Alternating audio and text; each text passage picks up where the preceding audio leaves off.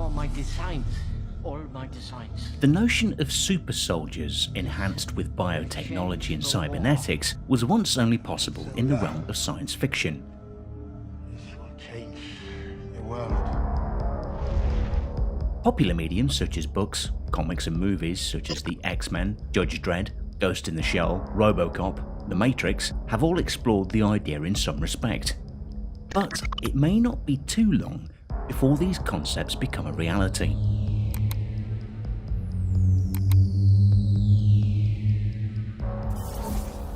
A new worldwide arms race is pitting countries against each other to be the first to successfully create real genetically modified super soldiers. Human enhancement technologies are being researched into ways in which we can change the very nature of us as humans, and this has important impacts on soldiers and the ways in which we fight wars. Many of these human enhancement technologies raise health and safety questions, and it is more likely these enhancements will first gain traction in countries or even terrorist groups that do not place as much weight on ethical concerns. Gene editing equipment has grown drastically cheaper and easier to use in recent years, and in countries without regulations, the ability to create genetic super soldiers could be within reach.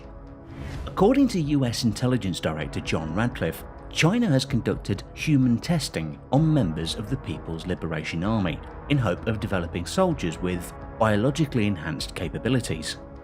China is known to be engaged in experiments to boost the efficiency of soldiers in battle, and there is little evidence of exactly what Chinese research into enhancements has produced.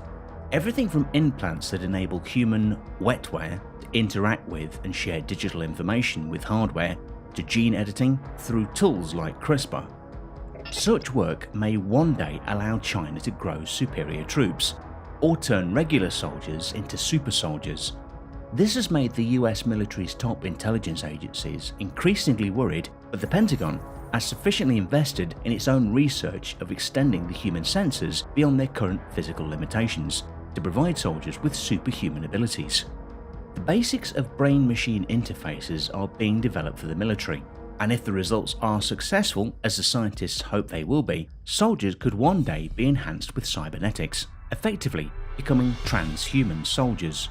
The US military is also examining newly scientific tools like genetic engineering, brain chemistry, and shrinking robotics for even more dramatic enhancements.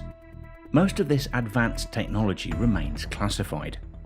We want to find the most compelling use cases that we can find, the things that are most transformational, the things that will have the broadest application, and the things that will lead to innovation in the space. And so there's a balance here that we're trying to achieve.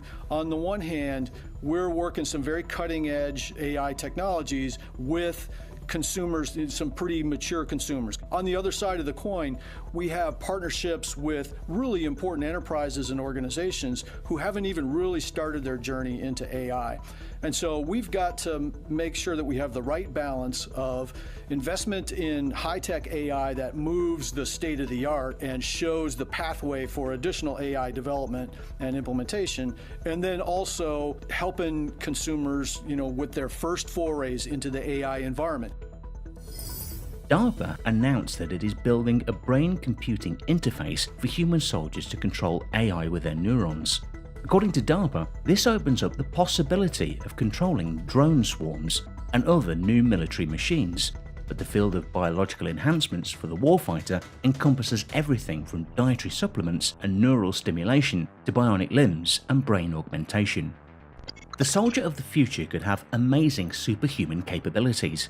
The ultimate warrior could be able to see in the dark, hear a conversation from across the world, and be able to leap over tall buildings.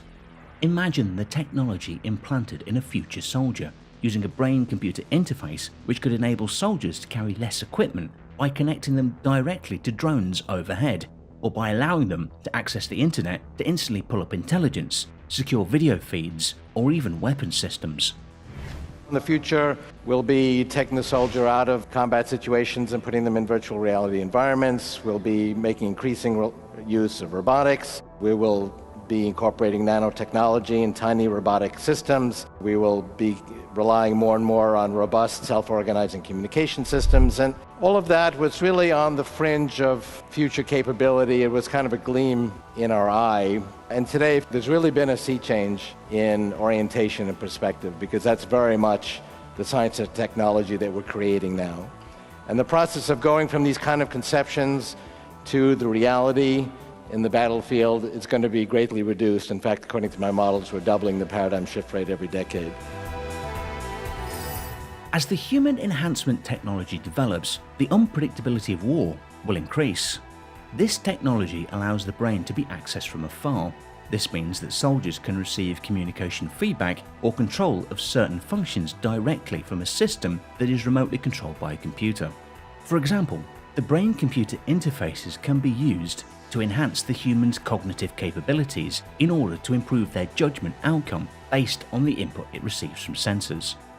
Blast injuries, burns, and other wounds experienced by warfighters often catastrophically damage their bones, skin, and nerves, resulting in months to years of recovery for the most severe injuries and often returning imperfect results. This long and limited healing process means prolonged pain and hardship for the patient and a drop in readiness for the military. However, DARPA believes that recent advances in biosensors, actuators, and artificial intelligence could be extended and integrated to dramatically improve tissue regeneration. To achieve this, the new Bioelectronics for Tissue Regeneration program asks researchers to develop bioelectronics that closely track the progress and then stimulate healing processes in real time to optimize tissue repair and regeneration and dramatically reduce recovery time. DARPA hopes that this research will help make wounds less painful and more manageable. We have cognitive enhancements. These involve pharmaceuticals, brain stimulation, electronic brain stimulation, and other means to reduce the need to sleep and increase the capacity to operate under stress. There's also some interest in changing nutrition and eating. Some of the more extreme examples of this are changing someone's stomach so that they can digest cellulose, which means that soldiers can eat grass. Sensors can be embedded firmly into implants and can measure pressure, temperature, and electrical signals, among other data. Sensors have been used in breast cancer screenings, blood pressure monitoring, and in catheters and pacemakers. Pre-programmed stimulating electronics can move the electrodes to precise locations for the stimulation process and help stimulate the correct healing signals. DARPA has researched these technologies and believes that they can be integrated into future bioelectronic sensor assemblies to extend the range of the technology and improve its applications in debilitating injuries to help soldiers and their families recover in a more efficient way. We're now building systems at the molecular level, and one of the key aspects of biology, that one of the key applications of this technology is in biology, to create small systems that are nano-engineered. And if it sounds very futuristic to put blood cell-sized devices in the bloodstream for therapeutic applications, I'd point out we are doing this already in animals. One scientist actually cured type 1 diabetes with a blood cell-sized device, tens of thousands of them in the bloodstream of these animals, and it lets insulin out in a controlled fashion and blocks antibodies. At MIT, they have a blood cell-sized device that can detect specifically the antigens on the surface of cancer cells, latch onto the cell, burrow inside the cell, release toxins and destroy the cancer cell, and then destroy itself. It's a pretty elaborate device, and that's today. Billions of dollars and tens of thousands of hours of research and development have been invested into human enhancement technologies. The question still remains, is it ethical to even use them? Without human test subjects, this research would be impossible. Such biotechnology would be employed to enhance a select group of soldiers, who would then be deployed by their nations to conduct covert military operations. We're still a long way from the kind of capabilities required for doomsday scenarios like Supersoldiers or genetically targeted biological weapons, but recent developments suggest there's real danger of a new genetic arms race in the making. Thanks for watching. Did you like this video? Then show your support by subscribing, ringing the bell, and enabling notifications to never miss videos like this.